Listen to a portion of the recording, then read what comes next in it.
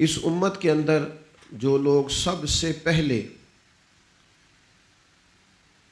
اس کے امام بنے، جنہوں نے آگے بڑھ کے پیشوائی کی کہ ایمان کی پختگی کیا ہے اور اعمال صالحہ کیا ہے، جنہوں نے سب سے آگے بڑھ کے اس کام کی رہنمائی کی، وہ نبی پاک علیہ السلام کے صحابہ ہیں۔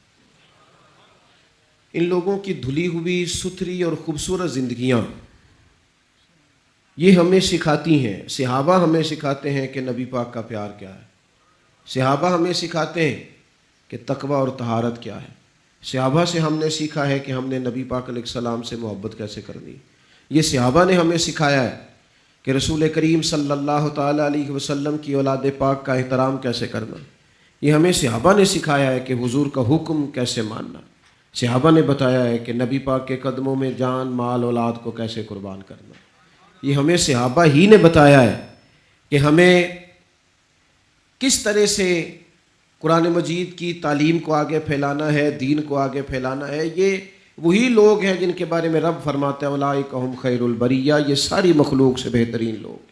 اللہ تعالیٰ نے قرآن مجید میں فرمایا ہے کہ ان الذین آمنوا وعملوا الصالحات، فرمایا بے شک وہ لوگ جو ایمان لائے پھر انہوں نے نیک اعمال کیے،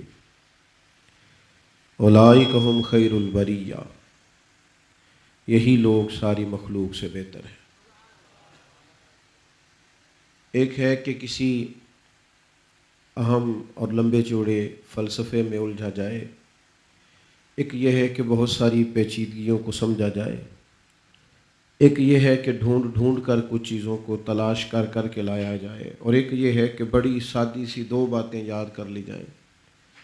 قرآن مجید نے کہا ایک ایمان اور دوسرا اعمال صالحہ، دو ہی چیزیں ہیں، ان سے اپنے آپ کو آراستہ پہ راستہ کرو۔ ساری مخلوق سے بہتر وہی لوگ ہوتے ہیں جو ایمان لانے کے بعد نیک اعمال کرتے ہیں، ساری مخلوق سے۔ آج ہم جس شخص کا تذکرہ کرنے جا رہے ہیں وہ بڑے ہی بردبار تھے، بڑے حلیم تھے، بڑے ٹھنڈے تھے، بڑی خوبصورتی تھی۔ حضرت عثمان غنی رضی اللہ تعالیٰ عنہ کی زندگی مشعل راہ ہے امت کے لیڈروں کے لیے کہ یہ دیکھو جان دے دی۔ اور پھر اس سے اگلی بات، دو ہی باتیں ہیں مسلمان کے لیے، نبی پاک کے غلام کے لیے، ایک یہ کہ وہ حضور سے پیار کتنا کرتا ہے، اور ایک یہ کہ حضور سید عالم علیہ السلام کی نظر میں، یعنی کریم رسول کی نظر میں اس کا مقام کیا ہے۔ کبھی دیکھو نا حضرت عثمان غنی کو، بہت بڑے تاجر تھے، کلمہ پڑھا، پھر نبی پاک کے لیے مار کھائی۔ امیروں کے لیے، بڑے لوگوں کے لیے کسی کی غلامی کرنا مشکل ہوتا ہے، لیکن حضرت عثمان غنی رضی اللہ تعالیٰ عنہ دروازہ رسول کے گدھا بنے تو پھر انہوں نے حضور کے غلاموں کی بھی غلامی کی، نبی پاک کے صحابہ کی خدمتیں کی، اپنا مال قربان کیا۔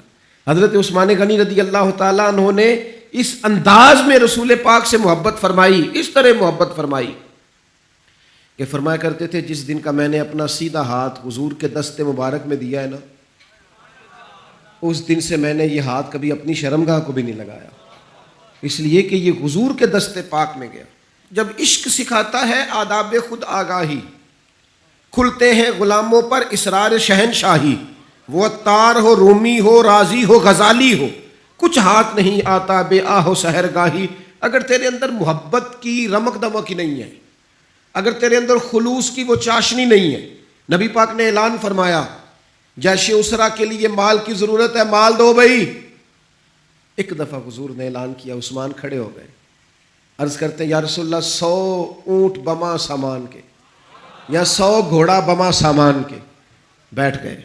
پھر کریم نے اعلان کیا مال کی ضرورت ہے، عثمان پھر اٹھ کے کھڑے ہو گئے۔ یہ سیدنا عثمان غنی کا پیار ہے، پھر اٹھ کے حضور میرا 100 اور کر لیں، بیٹھ گئے۔ پھر اعلان کیا، حضرت عثمان سے رہا نہیں جا رہا، ادھر ادھر پلٹ کے دیکھتے ہیں، وہ اندر پانی لوڑ نہیں ہڑا نو رہ براندی۔ درویش کہتے ہیں تیرے اندر اگر عشق کا ہڑ آ جائے نا، ہڑ، وہ پھر کسی سے رستہ نہیں پوچھتا۔ کبھی سیلاب نے بھی رستہ پوچھا ہے کہ ادھر جاؤں کدھر جاؤں، وہ تو ہڑ ہے، وہ کوئی رستہ پوچھتا ہے، وہ تو رستہ بناتا ہے۔ پھر کہا کچھ اور چاہیے، تو حضرت عثمان اٹھ کے کھڑے ہو گئے، کہا یا رسول اللہ عثمان جو حاضر ہے اور شامل کر لے میرا حصہ، اور پھر اپنے پیسے لا کے سارے حضور کی مقدس گود میں ڈالے۔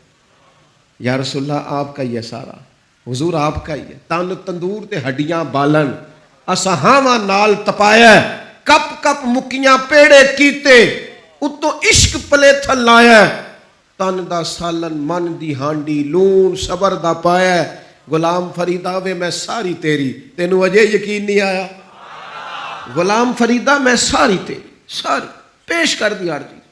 یہاں نا لوگ ناپ تول کے پیار کرتے ہیں. کبھی پیار بھی ناپ تول کے ہوتا ہے. سوچ سمجھ کے محبت کرتے ہیں وہ بھی کوئی محبت ہے.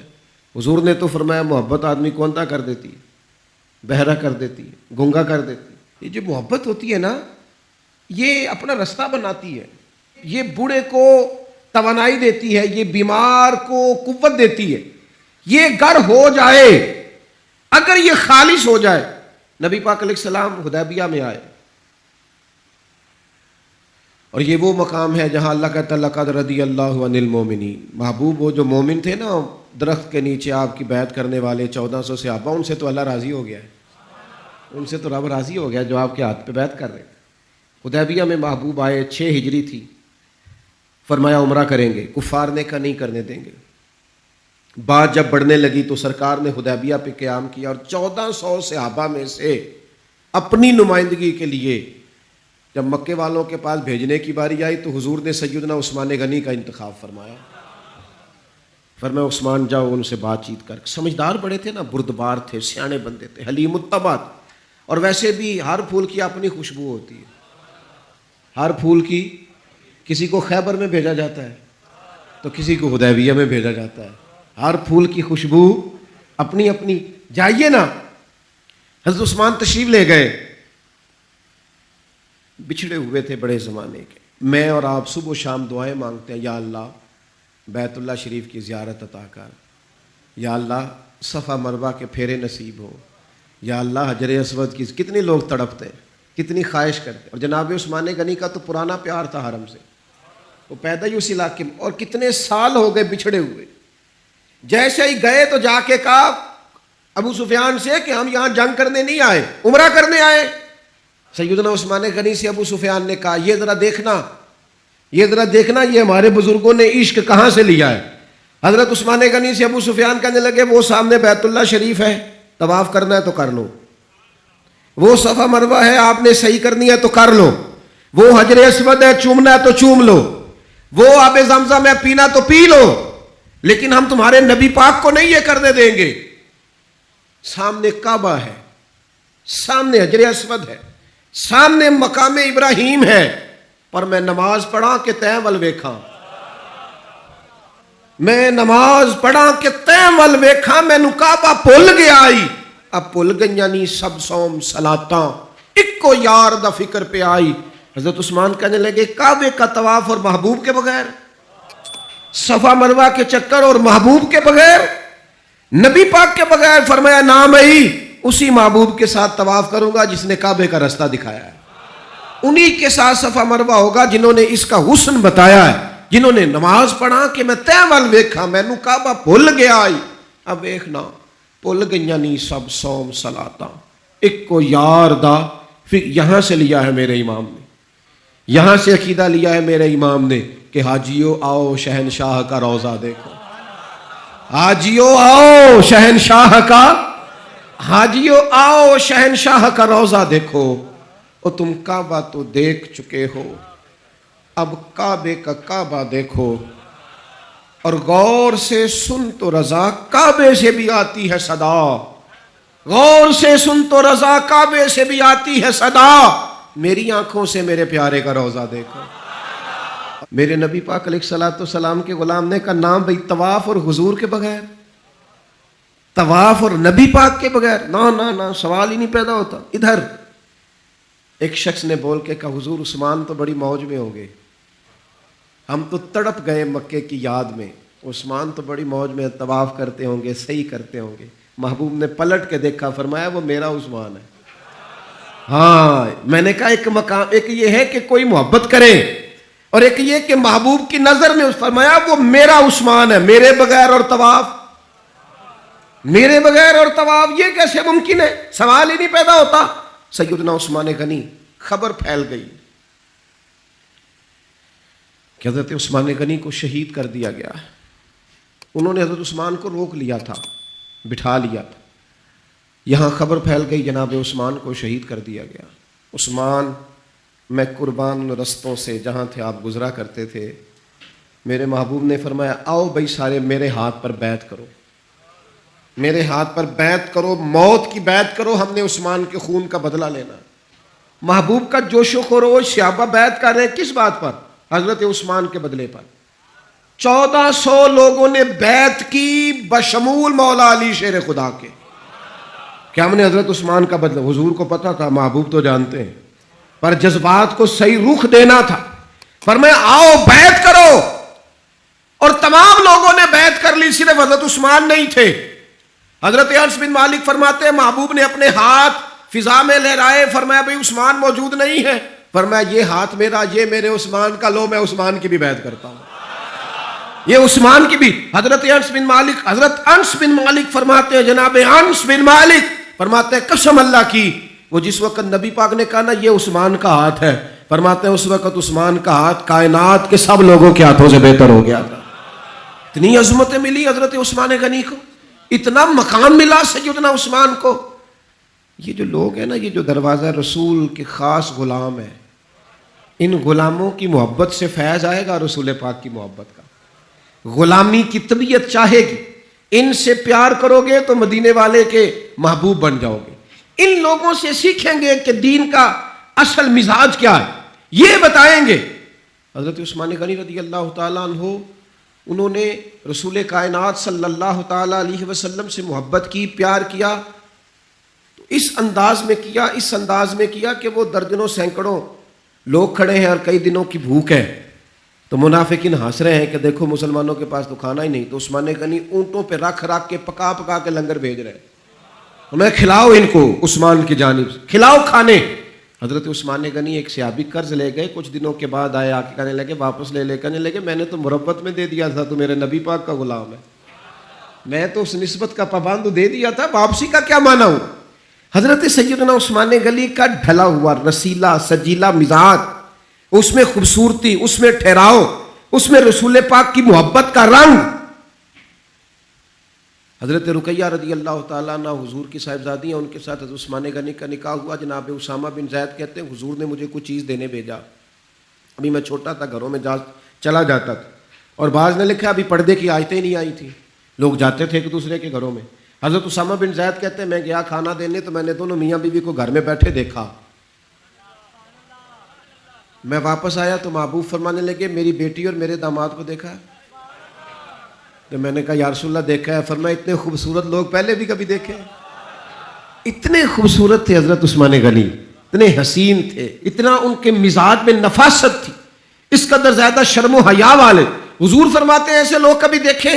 میرے دوستو، ان لوگوں سے پیار کرنا، ان سے محبت کرنا، ان کے ناموں پر اپنی اولادوں کے نام رکھنا، ان کی غلامی کا ذکر اپنی طبیعتوں میں پیدا کرنا. اور پھر نبی پاک صلی اللہ تعالیٰ علیہ وآلہ وسلم ان کا ذکر کرتے تو مختلف انداز میں، مختلف زاویوں سے. محبوب ایک باغ میں بیٹھے، یہ بھی ذرا دیکھنا، کبھی من موج میں ہوتا ہے اور تن شوق میں ہوتا ہے، کبھی کیفیات اور ہوتی ہیں. کبھی وہ ایک مقام پہ کہا تھا نا میرے اوپر ایک ایسا وقت آتا ہے کہ میرے ساتھ میرا رب ہوتا ہے جو اس کی شان کے لائق.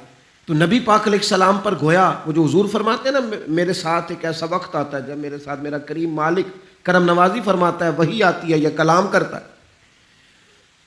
تو محبوب پاک صلی اللہ تعالی وسلم تشریف فرمائے ہیں. جناب ابو موسیٰ اشعری رضی اللہ تعالیٰ عنہ فرماتے ایک باغ میں حضور بیٹھے تھے،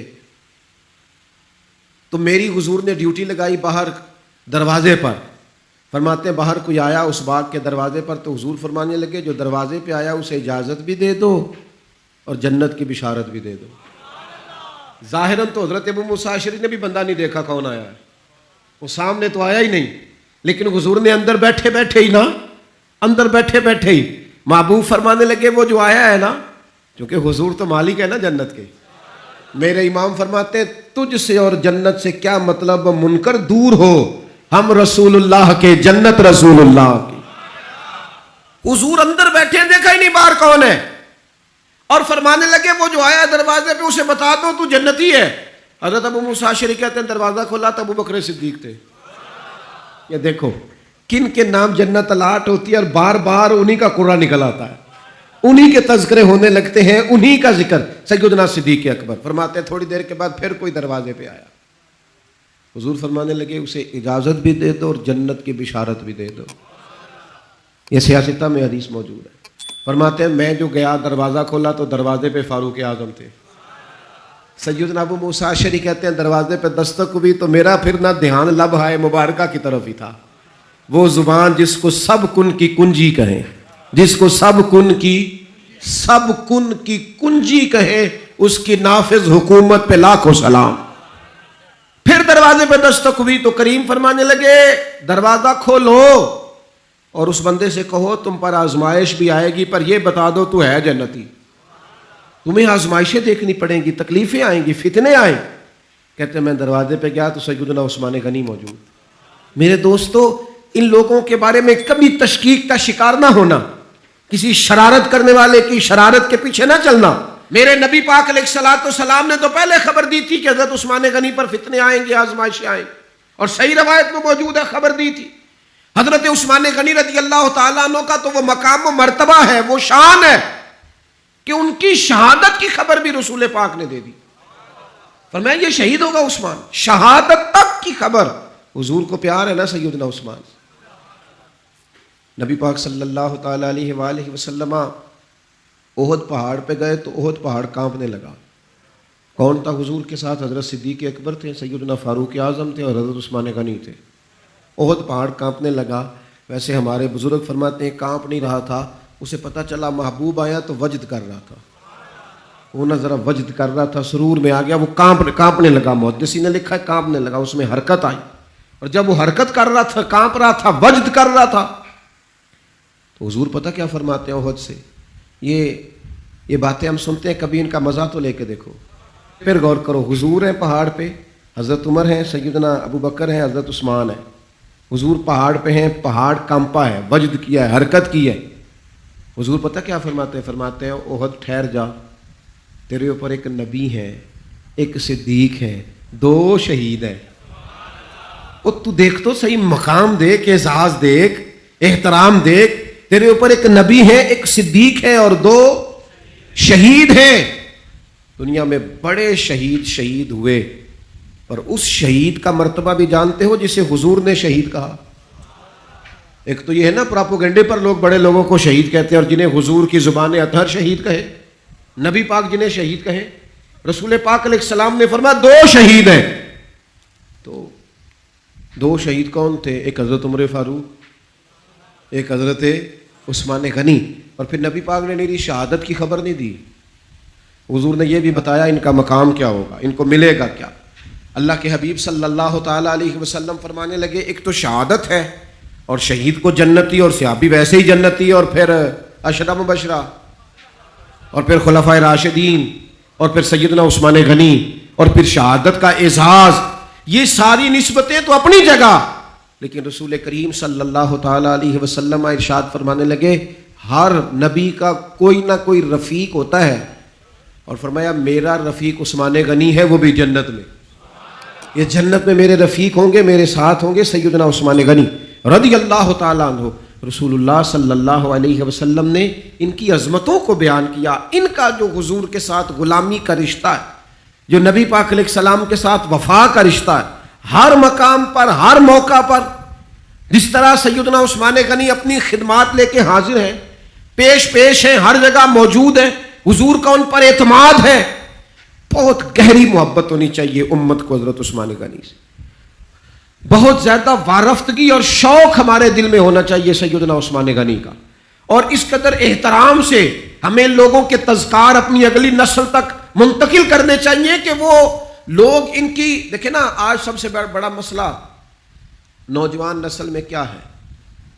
جو چیز ہمیں سب سے زیادہ اپنے بچوں میں پیدا کرنے کی ضرورت ہے وہ شرم و حیا ہے, وہ سنجیدگی ہے, وہ معاملہ فہمی ہے, وہ وزاداری ہے, وہ وقار ہے, وہ متانت ہے, سنجیدگی ہے. ہماری آنے والی نسل ان خوبیوں کا شکار ہو جائے. تو میں سمجھتا ہوں کہ جو لوگ اپنی آنے والی نسل میں وقار پیدا کرنا چاہیں, سنجیدگی پیدا کرنا چاہیں, ان کے اندر وہ وزاداری لانا چاہیں, شرم و حیا لانا چاہیں, سب سے زیادہ ضروری ہے کہ حضرت عثمان غنی کی سیرت انہیں سکھائیں. یہاں لوگوں کے پاس پیسہ آتا ہے تو پیسہ بڑا بندے کو بااعتماد کر دیتا ہے، تو بہت سارے لوگ پھر وہ بڑی بڑی عجیب و غریب معاملات میں نہیں چلے جاتے، اللہ ماشاء اللہ چلے، سب کی بات نہیں کرتا، ڈھیر سارا طبقہ دولت کے نام پر مختلف قسم کی معاذ اللہ عیاشیوں میں لوگ مبتلا ہو جاتے ہیں۔ حضرت عثمان غنی کو اللہ نے اتنا مال عطا فرمایا، لیکن پھر بھی جھکی ہوئی نظریں، پھر بھی پیکرے شرم و حیا، پھر بھی وہ اپنے گھر کے اندر غسل کر رہے ہیں تو پھر بھی تہمت باندھ کے غسل کر رہے ہیں۔ فرماتے مجھے اپنی آنکھوں سے بھی حیا آتی، میں کوئی ایسا کام نہیں کرنا چاہتا جو حیا کے معنی ہو۔ ان کے مزاج کے اندر ایسی حیا تھی کہ ان کا کردار حیا بانٹتا تھا۔ کچھ لوگ ہوتے ہیں نا کہ جو کسی ایک مخصوص چیز کو سخت ناپسند کرتے ہیں۔ حضرت عثمان غنی رضی اللہ تعالیٰ عنہ انتہائی وزادار شرم۔ آج میری سوسائٹی میں زو مانا باتیں پھیلائی گئی، غلط باتیں کی جاتی ہیں، ایسی باتیں، اور ایسے لوگ اس سطح پر اتر کر باتیں کرتے ہیں جن کے منہ سے اچھی بھی نہیں لگتی کہ یار آپ اپنی وزاداری دیکھیں، آپ نے کتنی کمزور بات کر، بچوں کے بیچ بیٹھ کر، دوستوں کے بیچ بیٹھ کر آپ نے اتنی چھوٹی بات کر دی۔ آپ نے صرف 2 لمحوں کے لیے لوگوں کو ہنسانا تھا، لیکن آپ نے حیا کا ہی خیال نہیں رکھا۔ آپ کے جو من میں آیا آپ نے کہہ دیا۔ ہر بات کو سنانے کی ہوتی ہے، ہر بات پہ حضرت علی شیر خدا فرماتے میں نے ایک مخصوص مسئلہ حضور سے پوچھنا تھا، لیکن مجھے اتنی حیا آتی تھی میں کئی ہفتے کئی مہینے پوچھ نہیں سکا، حالانکہ بات شریعت کی پوچھنی تھی۔ فرماتے پھر کوئی شخص آیا، اس نے وہ بات پوچھی تو میرا بھی مسئلہ حل ہو گیا۔ مزاج میں جب شرم و حیا ہوتی ہے، اور فرمایا جب بندہ بے حیا ہو جائے پھر جو مرضی کرے، پھر تو لوگ باپ کو مذاق کرتے ہیں، پھر تو اپنے بزرگوں کو مذاق کرتے ہیں۔ لہجوں کا سنجیدہ ہونا، متانت، وزاداری، وقار، ہر جگہ ہر بات نہیں کی جا سکتی، لہذا انسان کو اپنی ہر حیثیت کا خیال ہونا چاہیے۔ حضرت عثمان غنی کے مزاج کے اندر جو حیا کوٹ کوٹ کے بھری ہوئی تھی، نبی پاک علیہ السلام آرام فرمایا، بڑی معروف روایت ہے، اور تھوڑی سی پنڈلی مبارک سے چادر مبارک کٹی ہوئی ہے۔ حضرت ابو بکر آئے، حضور لیٹے رہے، عمر آئے، لیٹے رہے، سیدہ عائشہ کہتی ہیں عثمان غنی آئے۔ اچھا ایک بات یہاں، حضرت عمر مزاج کے جلالی ہیں، جناب عثمان تو ٹھنڈی طبیعت کے آدمی، لیکن ان کے مزاج کے اندر وہ جو ایک الگ وزاداری ہے، ان کے مزاج کے اندر وہ جو اس معاملے کے اندر بہت زیادہ سنجیدگی ہے۔ دروازے پہ دستو، کوئی کون ہے دروازے پہ؟ حضور میں عثمان غنی۔ فرمایا ذرا رکو، سیدہ کہتی ہیں حضور اٹھ کے بیٹھے۔ اللہ کرے آپ سمجھیں، یہ حضور کی شفقت ہے غلام کے لیے، یہ محبوب کی۔ اور چھوٹے تو خیال رکھتے ہی ہیں بڑوں کی، یہ پسند ہے یہ پسند ہے، لیکن اگر محبوب کریم اتنا کرم کریں، اپنے غلام کی چاہت کا خیال کریں، تو پھر بات بھی دیکھیں اور پھر اس غلام کی شان بھی دیکھیں۔ نبی کریم صلی اللہ تعالی وسلم نے فرمایا ذرا رکو۔ حضرت عثمان غنی رک گئے، محبوب اٹھے، پہلے اپنی چادر مبارک کو ٹھیک کیا، اور پھر حضور نے فرمایا اب آ جاؤ۔ بات چیت ہوئی، سیدنا عثمان تشریف لے گئے، باقی بھی چلے گئے۔ تو سیدہ عائشہ صدیقہ کہتی میں نے عرض کی حضور ابو بکر صدیق بھی آئے، فاروق اعظم بھی آئے، اور عثمان غنی۔ یا رسول اللہ آپ نے کہا رکو، اور رکے، پھر آپ نے اپنی تہمت کو سمیٹا، تو کریم نے کیا فرمایا؟ حضور فرمانے لگے عائشہ جس سے فرشتے بھی حیا کریں، اوئے ہوئے، فرمایا جس سے فرشتے بھی حیا کریں میں نہ اس سے حیا کروں۔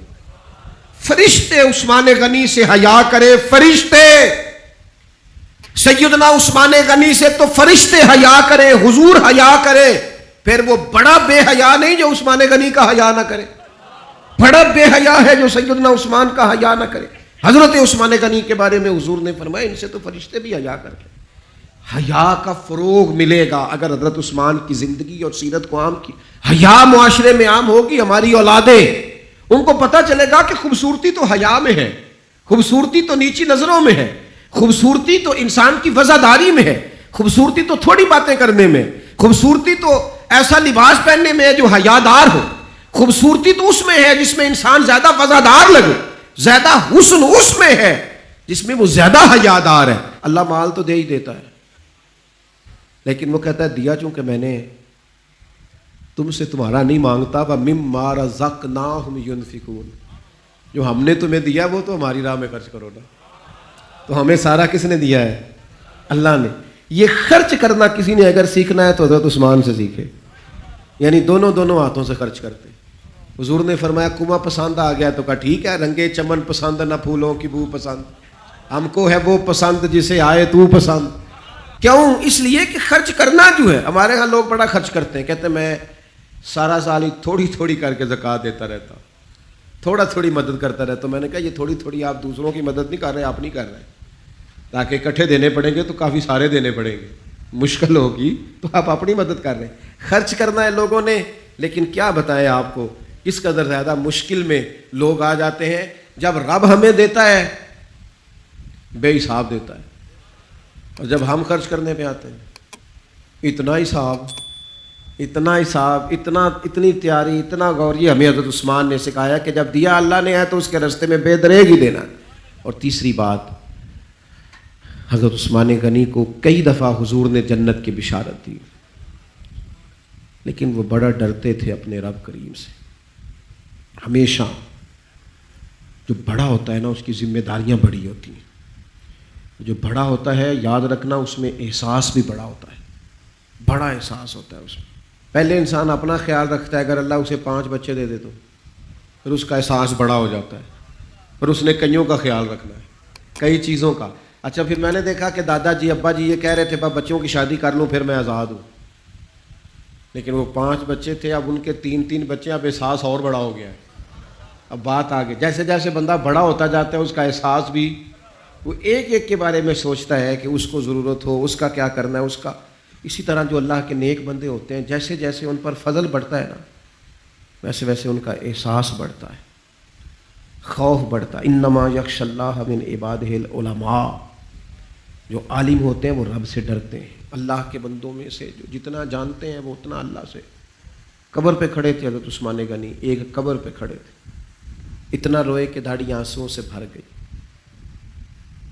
بڑے لوگوں کے احساس بڑھے، بڑے لوگوں کی ذمہ داریاں بڑھی، بڑے لوگوں کی باتیں بڑھی، رو پڑے، داڑھی آنسوؤں سے بھر گئی۔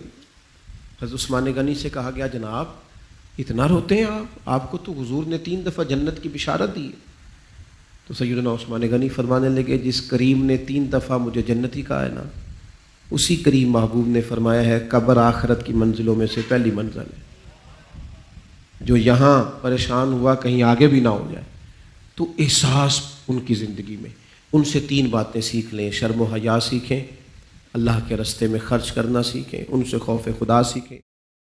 سیدنا عثمان غنی رضی اللہ تعالیٰ عنہ السابقون الاولون میں سے ہیں۔ بڑے ابتدائی ایام میں جن لوگوں نے کلمہ پڑھ لیا تھا ان میں سے آپ کا شمار ہوتا ہے۔ آپ ایک بڑے بہترین، سمجھدار اور زیرک قسم کے تاجر تھے۔ اللہ تبارک و تعالیٰ نے مال میں بڑی وسعت عطا فرمائی تھی، اس کے ساتھ ساتھ بڑا حسن و جمال تھا، بڑے خوبصورت تھے۔ اللہ تبارک و تعالیٰ نے اپنی ان نعمتوں سے آپ کو سرفراز فرما رکھا تھا، لیکن جو چیز آپ کے اندر اللہ تعالیٰ نے بہت زیادہ بڑھ چڑھ کے اللہ نے آپ کو عطا فرمائی تھی وہ آپ کی فیاضی ہے، آپ کی سخاوت ہے، آپ کا خوف خدا ہے، اور آپ کے وجود کے اندر، آپ کے ذہن کے اندر، آپ کے لہجے کے اندر اللہ تبارک و تعالیٰ نے شرم و حیا کو کوٹ کوٹ کے بھرا ہوا تھا۔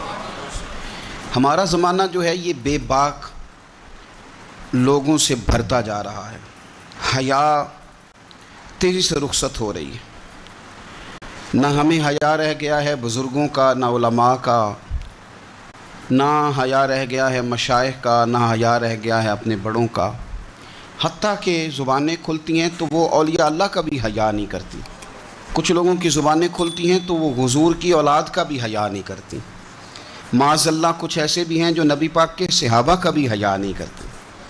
حضرت سیدنا عثمان غنی رضی اللہ تعالیٰ عنہ پیکر شرم و حیا تھے، پیکر شرم و حیا۔ آپ فرمایا کرتے تھے کہ جب سے میں نے حضور سید عالم علیہ السلام کے چہرہ نور کی زیارت کی ہے میں نے کبھی اپنی شرمگاہ کو بھی نہیں دیکھا، اور جب سے میں نے یہ اپنا ہاتھ حضور کے دست اقدس میں دیا ہے میں نے یہ سیدھا ہاتھ کبھی گندگی کو نہیں لگایا۔ آپ نے اپنی زندگی شرم و حیا کے اندر ڈھل کے گزاری۔ ہمارے ہاں لوگوں کے اندر مال و دولت آتا ہے نا، آج کل کے زمانے کی بات کر رہا ہوں، تو لوگ من چاہی زندگی گزارنا چاہتے ہیں، وہ کہتے ہیں اب میں اپنی ساری خواہشات کو پورا کروں گا. پیسہ جو جیب میں, مفت کا اعتماد دلاتا ہے پیسہ. پیسہ آدمی کے اندر کچھ ایسی قوتیں پیدا کرتا ہے کہ وہ نہ چاہتے ہوئے بھی کچھ ایسے کام کر جاتا ہے. اس کے ذہن میں سودا سما جاتا ہے کہ میری جیب میں پیسے ہیں, مفت کا اعتماد ہے. جو ان کے اپنے ہوتے ہیں ان سے لوگ دور نکل جاتے ہیں, رشتہ داروں سے, دوستوں سے, احباب سے, پرانے لوگوں سے کٹ جاتے ہیں, جیب میں پیسہ جو آ جاتا ہے. لیکن مصنف ابن ابی شیبہ میں بڑا ہی خوبصورت انداز حضرت عثمان غنی کے بارے میں موجود ہے. فرمایا صحابہ نے کہ حضرت عثمان غنی کو اللہ نے گرچہ مال بڑا دیا تھا لیکن وہ سب سے بڑھ کر اپنی شرمگاہ کی حفاظت کرنے والے تھے اور سب سے بڑھ کر اپنے رشتہ داروں کے ساتھ صلہ رحمی کرنے والے تھے. بھلایا نہیں کسی چیز کو.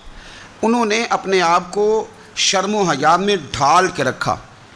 حضرت عثمان غنی رضی اللہ تعالیٰ عنہ کے بارے میں کسی نے بڑے خوبصورت جملہ کہا ہے. اس نے کہا ہے جب بھی کوئی شرم و حیا پہ دیوان لکھے گا تو لازم ہے کہ وہ سیرت عثمان لکھے گا. کائنات والے جب بھی شرم و حیا پر کچھ تحریر کریں گے تو وہ سیدنا عثمان غنی پر لکھیں گے. مزاج میں شرم, مزاج میں حیا, طبیعت کے اندر اللہ تبارک و تعالیٰ نے ان کے یہ خوبصورتی رکھی. بندہ جو چیزیں بیان کرتا ہے, جن کو آگے وہ جن کا ابلاغ کرتا ہے, یقینی سی بات ہوتی ہے کہ ان چیزوں سے اسے بڑا پیار ہوتا ہے تو وہ چیزیں وہ دوسروں تک بھی پہنچاتا ہے. حضرت عثمان غنی رضی اللہ تعالیٰ عنہ نے نبی رحمت صلی اللہ علیہ وسلم سے کچھ چیزیں لے کر امت کو پہنچائیں. کچھ روایات ہیں حضرت عثمان غنی کی, آپ کی کچھ مرویات ہیں جو ہماری تربیت کے لیے, ہماری اصلاح کے لیے بڑی ضروری ہیں. پہلی بات حضرت عثمان غنی رضی اللہ تعالیٰ عنہ ہم تک پہنچاتے ہیں. فرماتے ہیں میں نے رسول پاک صلی اللہ تعالیٰ علیہ وسلم سے اپنے کانوں سے سنا ہے, میرے کریم نے فرمایا تھا جو اس بات کا یقین رکھتا ہو کہ نماز برحق اور واجب ہے, فرمایا رب اس بندے کو جنت میں داخل فرمائے گا. اگر یقین کامل حاصل ہو جائے کہ نماز میرے اوپر ضروری ہے اور میں نے وقت پہ پڑھنی ہے اور میں نے اس کو ادا کرنا ہے, نماز کے ساتھ دلچسپی. اپنا حضرت عثمان غنی کا حال یہ تھا کہ عشاء کی نماز کے بعد وہ مصلی پہ کھڑے ہوتے تھے, 2 رکعتوں کی نیت باندھتے تھے, 15 سپارے ایک رکعت میں پڑھ دیا کرتے تھے, 15 دوسری رکعت میں پڑھ دیا کرتے تھے. لوگوں کی توجہ دلا رہے ہیں عبادت پہ. حضرت سیدنا عمر فاروق رضی اللہ تعالیٰ عنہ کا وصال ہو گیا. حضرت عثمان غنی رضی اللہ تعالیٰ عنہ بعد میں جب امیر المومنین بنے تو آپ نے حضرت عمر کی ایک بیوہ کے ساتھ نکاح کیا. تو وہ خاتون عرض کرنے لگیں کہ آپ نے میرے ساتھ نکاح کیا ہے, میں تو اب بڑھاپے کی حالت میں ہوں, کوئی خدمت نہیں کر سکتی, میرے ساتھ نکاح کرنا. تو حضرت عثمان غنی فرمانے لگے میں نے کسی ضرورت کے تحت نکاح نہیں کیا, میں نے مسجد میں تو عمر فاروق کو دیکھا ہے, حرم کعبہ میں بھی دیکھا ہے, میدان جہاد میں بھی دیکھا ہے, میں تم سے نکاح اس لیے کیا ہے کہ مجھے بتاؤ عمر اپنے گھر کی 4 دیواری کے اندر اپنے رب کو کیسے راضی کیا کرتے تھے. ان کا جو رات مصلی پہ بیٹھنے کا طریقہ تھا, تلاوت قرآن مجید کا جو انداز تھا, میں وہ سیکھنا چاہتا ہوں. عبادت کے ساتھ خاص شغف سیدنا عثمان غنی ذوالنورین رضی اللہ تعالیٰ عنہ کا. حضور نے فرمایا تھا نماز میری آنکھوں کی ٹھنڈک ہے. میرے بھائیوں, اپنی نماز کی حفاظت کریں. حفاظت سے مراد یہ ہے کہ کسی نماز کو ضائع نہ ہونے دیں, نماز اپنے وقت پر ادا کریں. اور آپ جتنا نماز سے پیچھے ہٹیں گے نا, یعنی ہمارے ایک بزرگ تھے, وہ فرمایا کرتے تھے کہ جس طرح سکول سے ایک چھٹی کر لیں تو اگلے دن جانے کو دل نہیں نہ کرتا, اسی طرح اگر ایک نماز کسی نے چھوڑ دی تو اگلی نماز خود بخود اس کی سستی میں گزر جائے گی. آپ جتنا نماز کے قریب جاؤ گے, جتنا اس سے محبت کرو گے, اتنا نماز کی طرف آپ کی توجہ بڑھ جائے گی. اللہ تبارک و تعالیٰ نے مسلمان کو زندگی میں بھی بڑا اعزاز دیا ہے. مومن کی بڑی شان ہے, مومن کا بڑا مقام ہے. کنتم خیر امت, یہ بہترین لوگ ہیں. دنیا میں بھی مومن کا بڑا مقام ہے, اور مومن جب دنیا سے چلا جائے تو بھی اس کو ردی اور کوڑا سمجھ کر جلایا نہیں جاتا, بلکہ مومن کا اعزاز ہے کہ اس کو غسل دیا جاتا ہے. لباسوں میں سب سے سونا لباس سفید رنگ کا ہوتا ہے, اسے وہ سفید لباس پہنایا جاتا ہے. اور آپ دیکھیے آج یہ جا رہا ہے قبر میں, تو ہاتھوں پہ اٹھا کے بھی لے جایا جا سکتا تھا, کسی گاڑی میں رکھ کے بھی لے جایا جا سکتا تھا, لیکن یہ رسول اللہ کا کلمہ پڑھنے والا ہے نا, اس کی شان ہے کہ اسے کندھوں پہ اٹھا کے لے جایا جاتا ہے, اور اسے لے جا کے قبر کے اندر رکھا جاتا ہے جہاں خدا کی رحمتیں بڑھ کر استقبال کرتی ہیں۔ تو جنازہ، بندہ مومن کا جنازہ ایک بڑا مرتبے والا کام ہے۔ حضرت سیدنا عثمان غنی رضی اللہ تعالیٰ عنہ بیٹھے تھے تو ایک جنازے پہ نظر پڑی، ایک مسلمان کا، مومن کا جنازہ جا رہا تھا، اس جنازے پر نظر پڑی تو سیدنا عثمان غنی اٹھ کر کھڑے ہو گئے۔ ایک ہے کہ کسی معزز آدمی کے آنے پر آپ کھڑے ہوں، لیکن یہ شان ہے نا، یہ عظمت ہے نا مومن کی کہ اس کا جنازہ گزر رہا ہے۔ تو حضرت عثمان غنی رضی اللہ تعالیٰ عنہ اٹھ کے کھڑے ہو گئے، اور جب لوگوں نے آپ کی طرف دیکھا تو فرمانے لگے اپنی مرضی سے یہ کام نہیں کیا، ایک دن کریم رسول کے سامنے سے بھی جنازہ گزرا تھا تو میرے نبی اٹھ کے کھڑے ہو گئے تھے، تو میں تو اپنے پیارے محبوب صلی اللہ تعالیٰ علیہ وآلہ وسلم کی ادا کو ادا کر رہا ہوں۔ حضرت عثمان غنی رضی اللہ تعالیٰ عنہ نے ہمیں بتلایا کہ مومن کا ہر حال میں مقام اپنی نظروں کے سامنے رکھنا، مقدم رکھنا اس کی عظمت کو۔ جو رسول اللہ کا کلمہ پڑھ لے اس کی بڑی شان ہوتی ہے۔ ہم اہل مودت ہیں سائیں، ہر روز بشارت ہوتی ہے، ہم ہر شام مدینے جاتے ہیں، ہر روز زیارت ہوتی ہے۔ یہ جو بندہ مومن ہوتا ہے یہ تو اہل محبت، اہل مودت لوگ ہوتے ہیں، ان کو تو بڑے اعزاز دیے جاتے ہیں۔ تو حضرت عثمان غنی رضی اللہ تعالیٰ عنہ نے ہمیں بتلایا کہ بندہ مومن دنیا سے جائے پھر بھی اس کا اعزاز ہے، پھر بھی اس کا مقام ہے۔ حضرت سیدنا عثمان غنی رضی اللہ تعالیٰ عنہ کا نا مسجد کے ساتھ بڑی دلچسپی تھی۔ آپ نے نبی پاک صلی اللہ تعالیٰ علیہ وسلم کا یہ فرمان روایت کیا ہے کہ جو شخص اللہ کی رضا کے لیے مسجد بنائے گا اللہ تبارک و تعالیٰ اس کے لیے جنت میں گھر بنائے گا۔ مسجد نبوی کی تعمیر حضرت عثمان غنی نے بڑے شوق سے فرمائی، اور اپنے دور میں انہوں نے مسجد کے اندر وسعت کی، تزئین و آرائش کی۔ اس کے اوپر جو فرش ہے مسجد نبوی کا وہ فرش حضرت عثمان غنی نے ڈلوایا، اور آپ نے مسجد کے ساتھ، اور مسجد کون سی؟ وہ مسجد جو مسجد نبوی ہے، وہ مسجد جس مسجد میں بیٹھ کر رسول اللہ صلی اللہ علیہ وسلم صحابہ کرام علیہم رضوان کو دین سکھاتے تھے۔ میں بڑی دیر سے نا، کافی عرصے سے ایک بات بڑی شدت سے محسوس کرتا ہوں کہ ہماری طبیعتیں جو ہیں وہ تیزی سے تلخ ہو رہی ہیں۔ اختلاف رائے تو بالکل پسند ہی نہیں کرتے آج کے دور میں لوگ، اور ہمارے مزاج کے خلاف جو شخص جاتا ہے چند باتیں اکٹھی کر کے ہم اس کے ساتھ عداوت پیدا کر لیتے ہیں۔ وہ دلوں میں جو نرمی تھی، وہ جو معاف کرنے کا جذبہ تھا، وہ جو درگزر کا مزاج تھا، وہ جو کسی کو قبول کرنا اور اس کی چند کمزوریوں سمیت بھی قبول کر لینا، اور کسی بندے کی کمزوری دیکھنا تو اس کی ایک کمزوری دیکھ کے اپنی کئی کمزوریاں یاد کر لینا، یہ اہل محبت کا طریقہ ہوتا تھا۔ لیکن ہم نے لوگوں کی کمزوریاں ڈسکس کر کے، لوگوں کی غلطیاں ڈھونڈ کے اپنی نظروں میں لوگوں کا مقام گرا دیا ہے۔ ہم یا خود ٹھیک ہیں یا وہ جو ہماری رائے کے ساتھ 100% متفق ہوتا ہے وہ ٹھیک ہے، ورنہ یہ ہوا ہے کہ طبیعتیں سخت ہیں، مزاج سخت ہیں، لب و لہجے سے تلخی پھوٹتی ہے۔ حضرت عثمان غنی اپنے مزاج کے لحاظ سے بڑے نرم دل آدمی تھے، بڑے کریم تھے، بڑے مہربان تھے، بڑا اللہ تبارک و تعالیٰ نے انہیں نرم مزاجی عطا فرمائی تھی۔ حضرت عثمان غنی رضی اللہ تعالیٰ عنہ حدیث روایت کرتے ہیں، مسند امام احمد بن حنبل میں موجود ہے، فرماتے میں نے نبی پاک صلی اللہ تعالیٰ علیہ وسلم کو یہ فرماتے ہوئے سنا ہے، میرے کریم محبوب فرمانے لگے وہ شخص جنت میں ضرور داخل ہوگا جو نرم مزاج ہے، جو خریدار ہو تب بھی نرم مزاج ہے، دکاندار ہو تو پھر بھی نرم مزاج ہے، جو ادا کرنے والا ہو تو پھر بھی نرم ہے، تقاضا کرتا ہو تو پھر بھی نرم ہے، جو ہر معاملے میں نرم مزاج۔ اعلیٰ حضرت بریلوی رحمۃ اللہ علیہ ملفوظات شریف میں فرماتے ہیں جو کام نرمی سے ہوتا ہے وہ سختی سے ہوتا ہی نہیں۔ نرمی سے جو چیز آپ آگے اس کا ابلاغ کر سکتے ہیں، اس کو پہنچا سکتے ہیں، وہ کام سختی سے نہیں ہوتا۔ کم از کم اپنوں کے بیچ تو نرمی ہونی چاہیے۔ وہ جو سختی ہے وہ تو کافر کے مقابلے میں، منافق کے مقابلے میں، وہ ہلکا یاراں تو بریشم کی طرح نرم، وہ تو رزم حق کو باطل ہو تو فولاد ہے مومن۔ تو حضرت عثمان غنی رضی اللہ تعالیٰ عنہ ہمیں یہ سبق پڑھاتے ہیں کہ اپنے مزاجوں میں نرمی لائی جائے، اپنی طبیعتوں کو ہمیشہ نرم کرنے کی کوشش کی جائے۔ حقوق العباد کا معاملہ ہمیشہ سے سخت ہے، اور ہم نہ حقوق العباد کے معاملے میں بڑے خود غرض ہیں، اپنی مرضی کے حق ہم ادا کرتے ہیں، اپنی مرضی کے۔ حقوق العباد سے مراد بندوں کے حقوق ہیں، ایک دو رشتوں کے حقوق نہیں، اور یہ حقوق ہمارے اوپر عائد کس نے کیے ہیں؟ اللہ تعالیٰ نے۔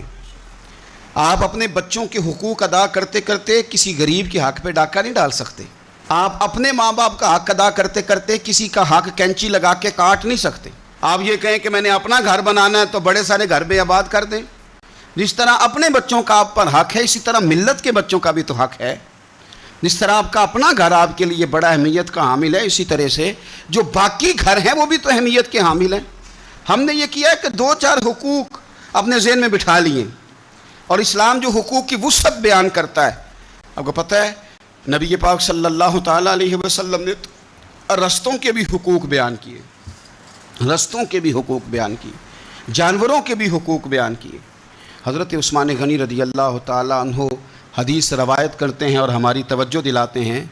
آپ فرماتے ہیں کہ یاد رکھنا، دنیا کے اندر اگر تم نے کسی کا حق ضائع کیا تو قیامت کے دن تمہیں اس حق کا بدلہ دینا پڑے گا۔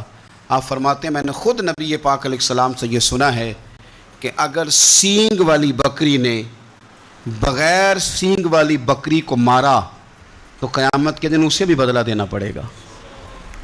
اگر سینگ والی بکری نے بغیر سینگ والی بکری کو تکلیف دی تو وہ بھی قیامت کے دن اسے بھی استفسار کیا جائے گا، پوچھا جائے گا۔